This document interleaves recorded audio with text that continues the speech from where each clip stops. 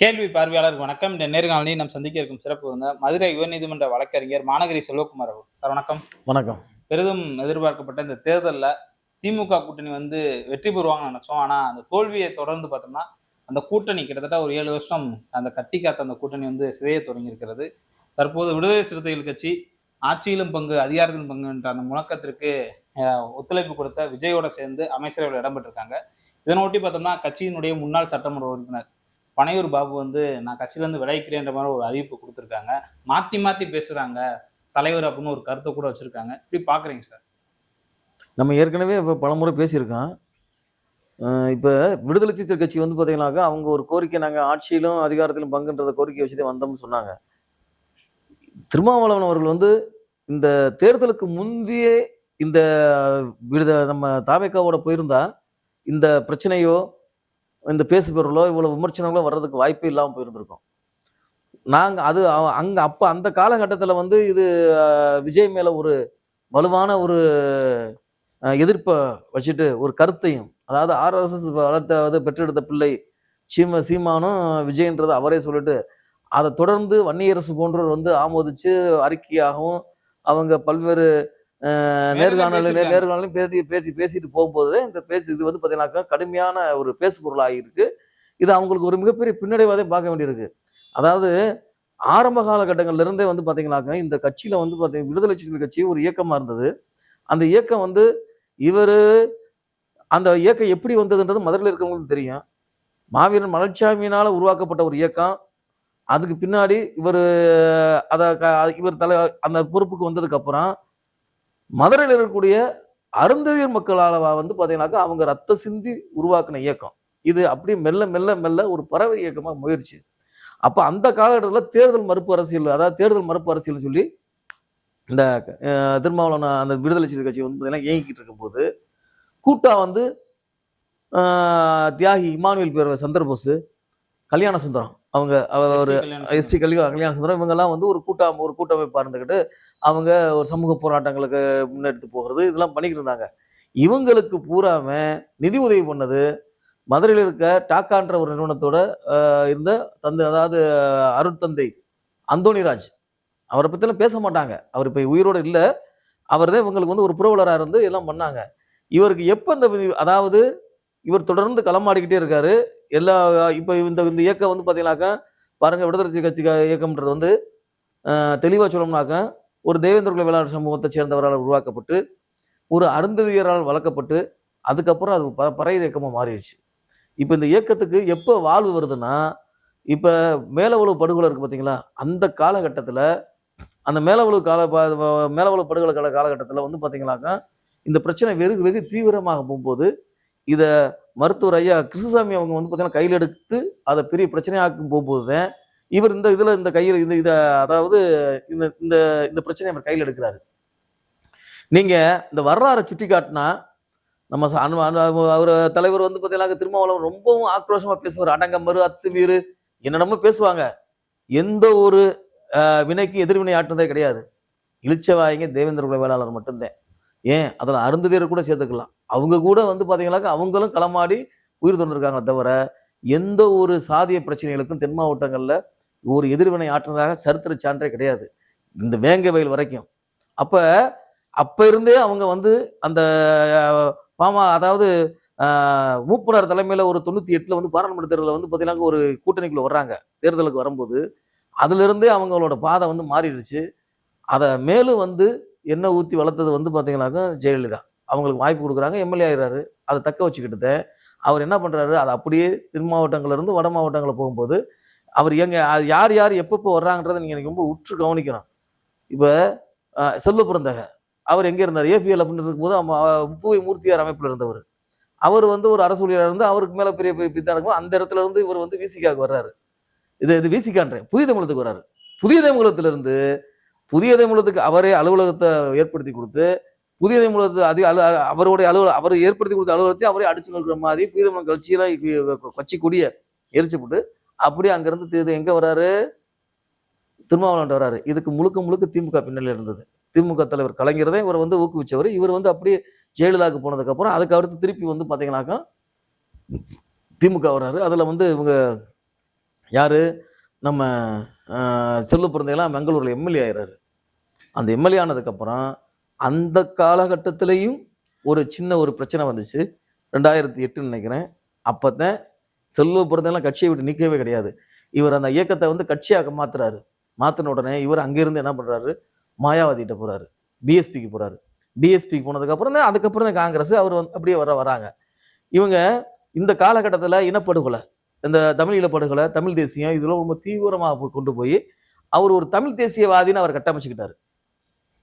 தமிழ் தேசியவாதின்னு. அப்ப இங்க இருந்து வட மாவட்டங்களை போகும்போது நீங்க குறிப்பா சொல்லணும்னாக்க, நீங்க அந்த காஞ்சி அதாவது செங்கல்பட்டு இப்ப சென்னை மாவட்டம் இருக்கு பார்த்தீங்களா, சென்னையில் இருக்கக்கூடிய ஆதிராவிட மக்கள் பூராமே அவங்களுக்கு அட்ராசிட்டிலாம் கிடையவே கிடையாது.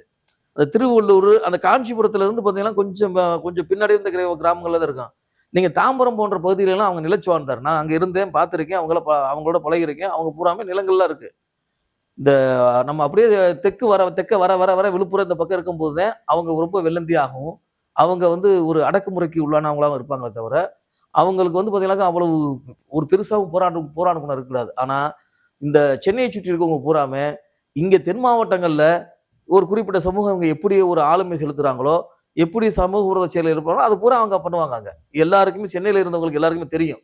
இப்போ அவங்களுக்கு அந்த சாதிய உணர்வோ சாதிய ஒரு இதை தேவையில்லை. ஏன்னா அவங்க சின்ன சிட்டியில இருக்காங்க. அவங்க வந்து எல்லாமே பண்ணும்போது அவங்களுக்கு தெரியாது. அப்ப சாதியத்தால் யார் பாதிக்கப்படுறா, சாதிய ஒடுக்குமுறைக்கு யார் உள்ளாகிறா, இந்த சமூகம் யாருக்கு அந்த தேவையோ இந்த கட்சி அவங்களுக்காக நான் வந்து பார்த்தீங்கன்னா போராடுறேன்ற குற்றச்சாட்டு நான் வைக்கிறேன் நான். ஏன்னா மாறி மாறி இவங்க ராமதாஸுக்கு மேல குற்றம் சொல்லிக்கிட்டு நம்ம ஒரு கொள்கை கோட்பாடு பாரதிய ஜனதா கட்சிக்கு நாங்கள் எதிராக இருக்கு, மதவாதத்துக்கு எதிராக சொல்லிட்டு இந்த மக்களை காக்க தவறிட்டாங்க. யார? அவங்க சுய மக்களை. இப்ப அதே சுய மக்கள் வந்து பாத்தீங்கன்னா தூக்கி எறிஞ்சிட்டாங்க.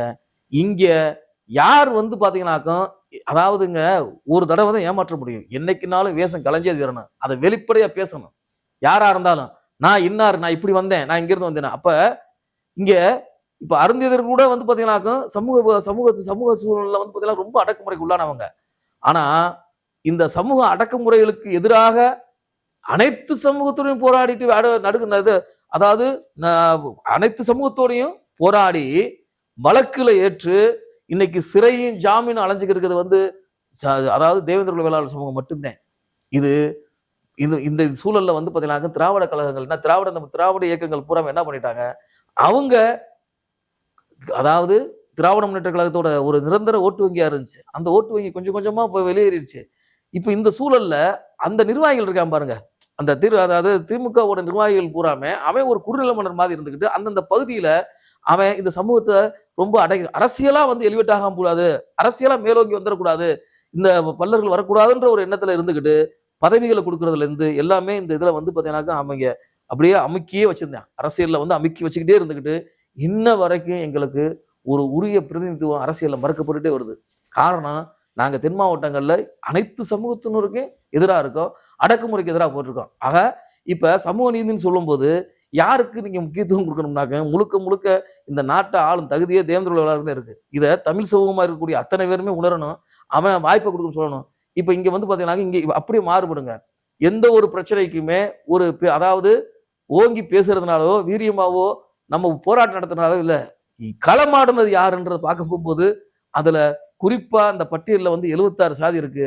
அதுல முழுக்க முழுக்க வந்து பாத்தீங்கன்னாக்கா இது எங்க அதாவது தேவேந்திர குல சமூக மக்கள் வந்து பாத்தீங்கன்னா இன்றைய வரைக்கும் அவங்களுக்கு ஒரு நீதி கிடைக்கல.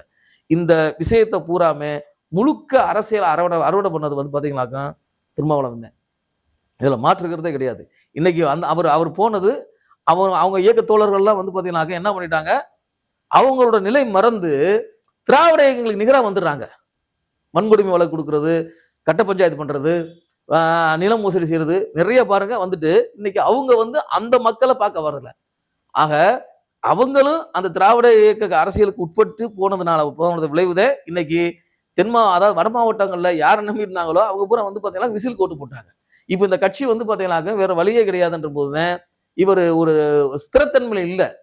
ஆரம்ப நிலத்துல அதாவது இப்ப நாங்க தென் மாவட்டங்கள் இருக்கும்போது அந்த ஒரு நடுநிலையோடையும் ஒரு சமநீதியோடையும் பேசணும் எல்லா விஷயங்களையுமே.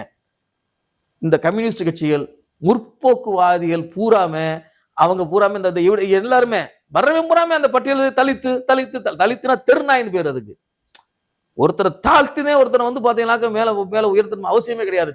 தலித்துன்ற போது இப்ப பேசக்கூடிய மண்ணாங்கட்டி உரம் வந்து பாத்தீங்கன்னாக்க ஒரு நெறியாளர்ன்றான், தலித்துன்றான். அவன் காசை வாங்கிட்டு தான் பேசுறான், தலித்துன்றான். தலித்துன்னு இவரு அப்படி ஒரு மனிதனை வந்து பாத்தீங்கன்னாக்க எல்லாருமே மனிதன் தான். அரசியலமைப்பு வந்து பாத்தீங்கன்னாக்க அனைவருக்கும் சம உரிமை, சாதியற்ற சமூகம் உருவாகணும்னு அரசியலமைப்பு சொல்லுது. ஆனா இவன் என்ன பண்றான், இந்த திருமாவளவனே இருக்கட்டும், ஒரு மனிதனை வந்து ஒரு ஒரு ஒரு சமூகத்தை வந்து பாத்தீங்கன்னாக்க அவனை ஊக்கப்படுத்தி நீ தாழ்ந்தவன் கிடையாது, உன்னை விட உயர்ந்தவன் கிடையாது, இது இப்படி சொல்லி நீ வந்து அதாவது சமூக பொருளாதார மாற்றம் வரணும், கல்வி வரணும் அப்படின்னு சொல்றதை விட நான் தலித்துன்னு சொல்லிட்டு நீ சொல்லிட்டு போ, பட்டியல இருக்க எல்லாத்தையும் தலித்துன்னு சொல்லி. இல்ல இவங்களுடைய விலகல் பின்னணி இதுல எப்படிங்க சார்? அதுதாங்க நான் சொல்ல வர்றது, கதையை கேளுங்க. இப்ப பண்ணதோட விளைவு தானே இப்ப வந்து பாத்தீங்கன்னாக்க இந்த இந்த இந்த பட்டியல் வந்து பாத்தீங்கன்னாக்க நீங்க பட்டியல் சமூகத்தை சேர்ந்தவர் தானே, சொல்லுங்க. இங்க 76 சாதி இருக்குல்ல, தொடர்ந்து வந்து பாத்தீங்கன்னாக்க எண்ணிக்கையில் அதிகமா இருக்குன்னு சொல்லிட்டு வந்து திராவிட இயக்கங்களை வந்து ஏமாற்றி தமிழ் தேசியம் பேசி அவர் வந்து எண்ணிக்கையை பெற்றுக்கிட்டு இன்னைக்கு போய் வந்து போனதோட விளைவுதே இன்னைக்கு அவர் கட்சியை நிலைநிறுத்த முடியல.